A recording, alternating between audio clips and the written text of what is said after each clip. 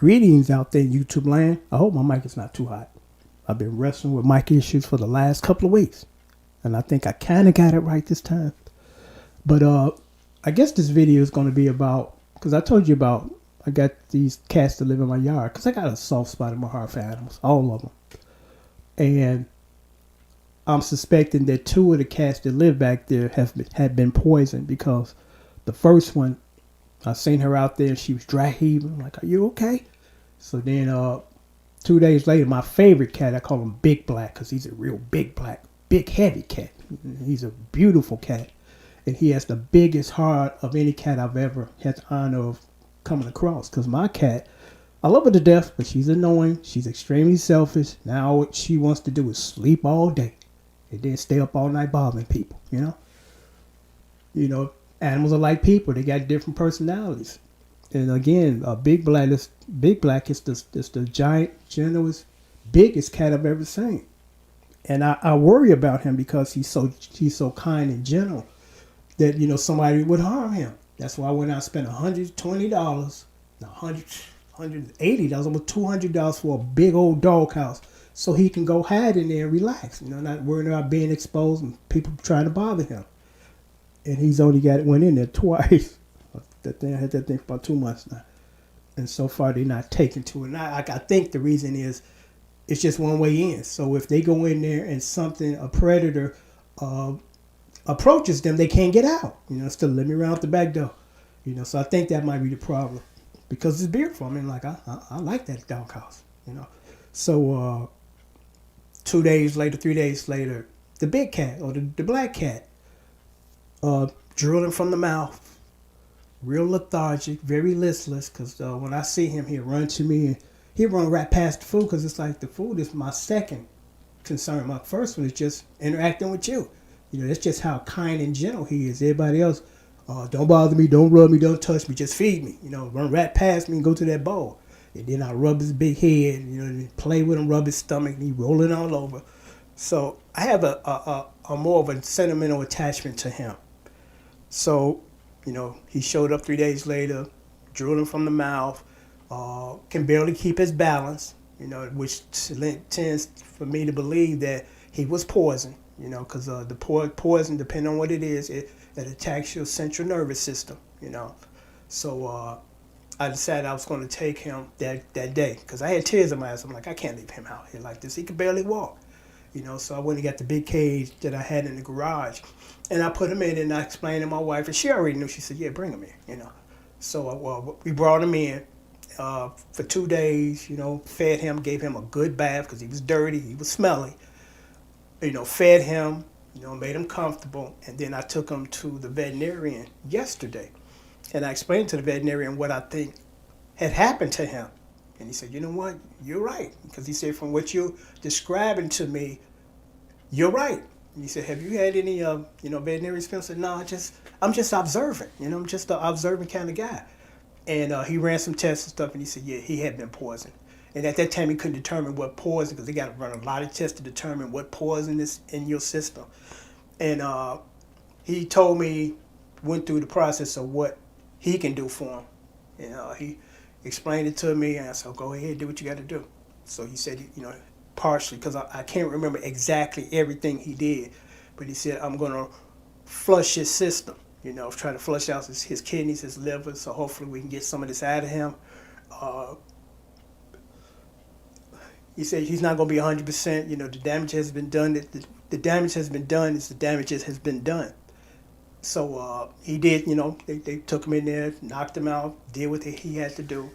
And that cost me like $350, and I'm like, that's a lot of money.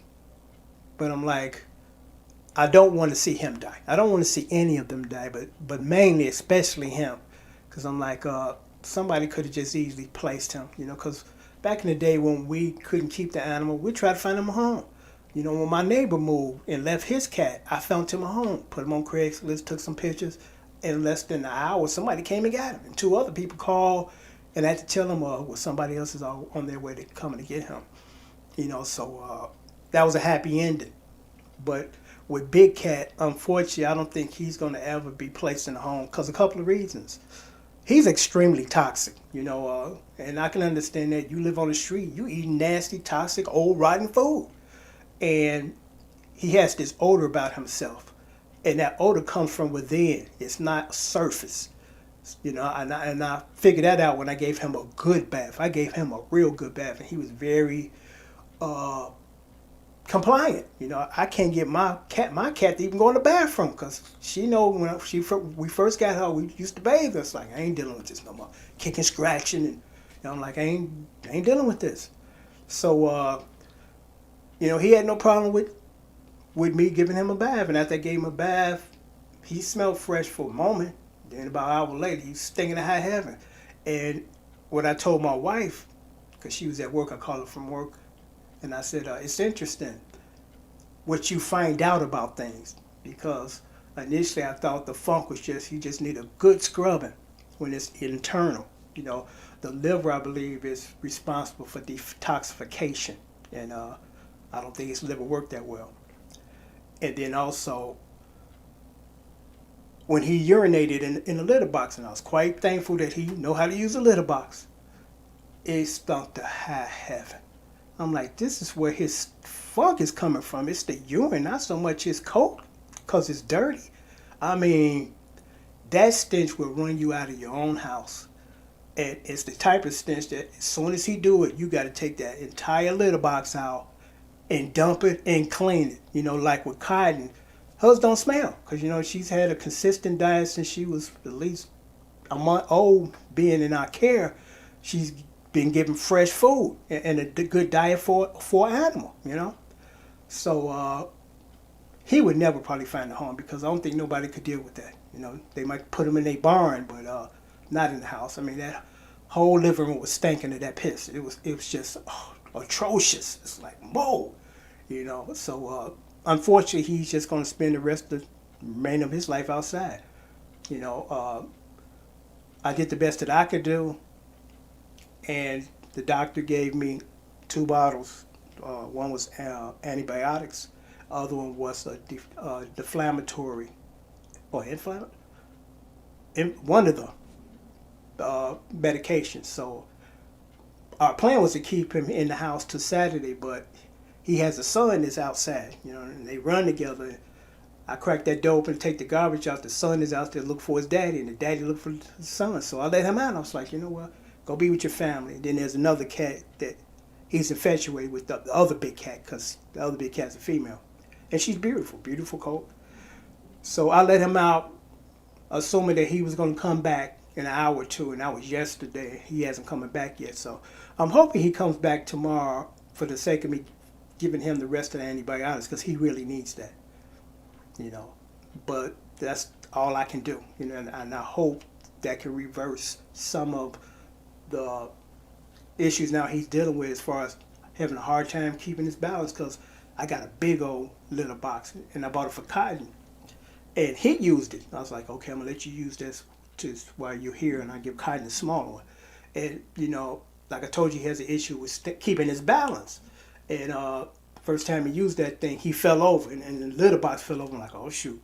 So I quickly picked it up to keep the gravel and anything getting on the carpet. So then what I had to do, in light of his issues, I had to take a 5-pound weight and lodge it up against the litter box, and lodge the litter box up against the wall. So if he does fall, it's not going to tilt over the litter box. And that worked. But I just thought I'd give you guys a update on Big Cat, and I hope he gets better, Because like I told you guys, I got a soft spot in my heart for animals, especially animals that have been abused and just tossed out like trash. Because he could have easily been placed as soon as whoever had him or took care of him realized they couldn't take care of him no more. He would have been an easy cat to place because he doesn't have any hang-ups. Like with my cat, if we ever find somebody who wants to take Cotton, they're going to have a lot of issues with Cotton. It's been 2.5 years since we've had Cotton, and the doorbell ring, Cotton go run and hide. Family members that come by that Cotton have seen and heard for over 2 years still run and hiding from them. I can't imagine taking her to the vet today, or yesterday. She would have clowned, She would have clowned. you know, because I was trying to get her spayed or neutered, whichever one. I think sprayed. And I'm like, I don't know if I'll be able to do that because I'm going to have to rescue her and put her in that bag, traveling bag. And then when I get her there, she don't want to be near other humans, you know, and I don't know. But again, I'm going to sign off now. I just thought I'd let you guys know, you know, the updated Big Cat, Big Black, you know. I love Big Black, you know, because Big Black loves me. And, you know, I try to take care of him, you know. I try to do my best because I don't want anything to, you know, happen to him. So until next time, take care. Thanks for watching.